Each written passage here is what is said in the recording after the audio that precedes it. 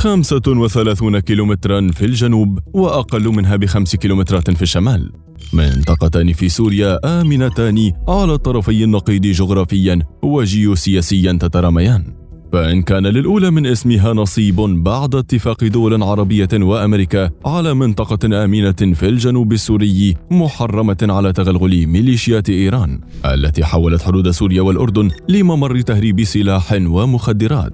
يبدو أن الآمنة الأخرى في الشمال حلم رئيس تركيا رجب طيب أردوغان لن تتحقق إلا بزحف الجيوش وتنفيذ عملية عسكرية تركية جديدة تعيد خلط أوراق الشمال السوري بين تركي عازم وأمريكي متردد وروسي منشغل بحرب الأوكران، فيما يقف العالم مترقبا كيف سينفذ كل طرف منطقته الآمنة بعد أن تحدد المكان ولم يتبقى إلا الزمان. الآمنة الجنوبية.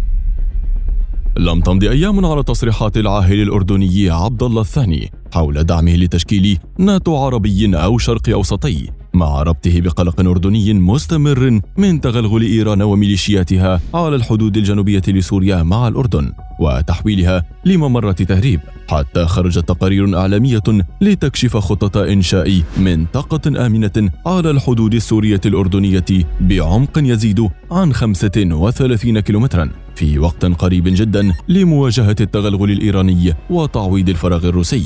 حتى أن الأمر وصل بهذه التقارير للحديث عن تفاصيل اجتماع جرى في شهر يونيو الماضي لبحث خطورة التواجد الإيراني على الحدود الأردنية في ظل انشغال روسيا في حربها بأوكرانيا، قبل أن يخرج الاجتماع وفق التسريبات الإعلامية بقرار لإنشاء منطقة آمنة جنوب سوريا على حدود الأردن بموافقة الإمارات والسعودية والأردن ومصر وبمباركة أمريكية، ما قد يضع حدا للنفوذ الإيراني في الجنوب السوري ويوقف تهريب السلاح والمخدرات من سوريا إلى الأردن، خاصة مع إصرار الميليشيات الإيرانية على تعزيز وجودها عبر تعزيزات عسكرية دفعت بها مؤخرا قرب قاعدة التنف وعلى طول الحدود الأردنية السورية. ولم يغفل اجتماع المنطقة الآمنة عن حسم مصير معبر نصيب سوري مع الأردن بالعودة إلى حل طرحه الروس عام 2017 ويقوم على سيطرة أبناء الجنوب السوري على المنطقة مع إبقاء إدارة معبر نصيب من مسؤوليات قوات النظام السوري الذي يبدو أنه سيوافق ضمنيا على قيام هذه المنطقة الآمنة، مقابل ما تقول التقارير الإعلامية أنها مقايضة تضمن عودة سوريا لجامعة الدول العربية بعد 11 عاما على تعليق عضويتها فيها، إلا أن ما قد يبقى حجر عثرة أمام تسهيل روسيا قيام مثل هذه المنطقة الآمنة بالجنوب، ما يتواتر من أنباء حول وضع الأردن خطة إعادة إحياء الفصائل السورية المعارضة بدرعا والقنيطرة إثر عدم وفاء روسيا بوعودها ونكث اتفاقية عام 2018 التي تؤكد عدم اقتراب ميليشيات إيران لنحو 80 كيلومترا من الحدود، وتضمن حماية وتأمين حدود الأردن الذي يبدو أنه بدأ البحث عن بدائل حقيقية وخيارات بديلة لحماية أمنه القومي في ظل ازدياد نشاط الميليشيات الإيرانية وسيطرتها الفعلية على الحدود بين الأردن وسوريا بعد سحب روسيا السلاح من الفصائل المعارضة ثم انشغال جيشها في حرب أوكرانيا، ما جعل كل الجنوب السوري بيد إيران. الآمنة الشمالية. يبدو أن حلم المنطقة الآمنة ما زال يراود أردوغان الذي لم يتوقف منذ سنين عن التأكيد أن تركيا لن تتوقف قبل التغلغل بأراضي شمال سوريا بعمق 30 كيلومترا لتأسيس منطقة آمنة يقول أردوغان عنها بأنه هناك لا نريد أن يزعجنا أحد، ومن أجل هذا نفذ جيش تركيا عمليات أطلق عليها تسميات عدة بينها درع الفرات وغصن الزيتون ونبع السلام ودرع الربيع في سوريا والمخلب القفل في العراق.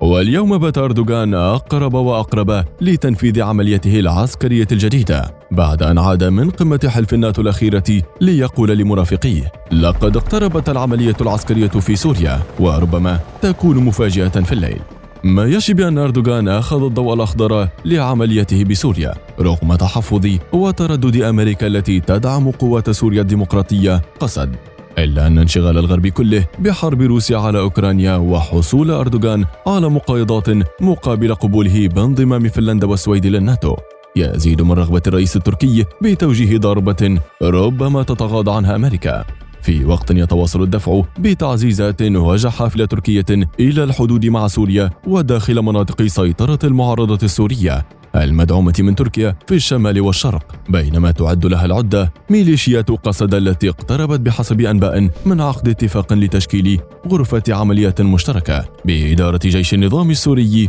وبرعاية روسية استباقا لتهديدات تركيا بشن هجوم جديد بعد عيد الأضحى لنشر قوات في تل رفعت ومنبج، المدينتين اللتين ستستهدفهما تركيا بعملياتها العسكرية الجديدة في ريف حلب الشرقي. لأن منبج باتت المدينة الوحيدة التي تسيطر عليها قسد غرب الفرات، وهي محاطة بقوات عسكرية لأطراف أخرى.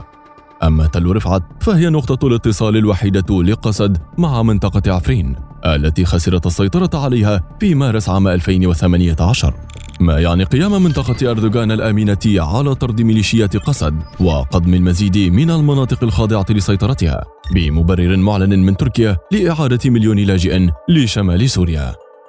ورغم أن أردوغان يتحدث عن العملية العسكرية في سوريا منذ يونيو الماضي، إلا أن إجماع التقارير أنها باتت أقرب من أي وقت مضى يجعل سوريا مقبلة على تطورات كبيرة جنوبا وشمالا، ليس فقط من خلال إقامة منطقتين آمنتين في جنوب وشمال سوريا التي باتت على شفا تطورات عسكرية وجيوسياسية وشيكة، وإنما إعادة رسم خارطة توازن القوة على حدود دولة أنهكتها الحرب الداخلية على مدى أكثر من عقد وما زالت.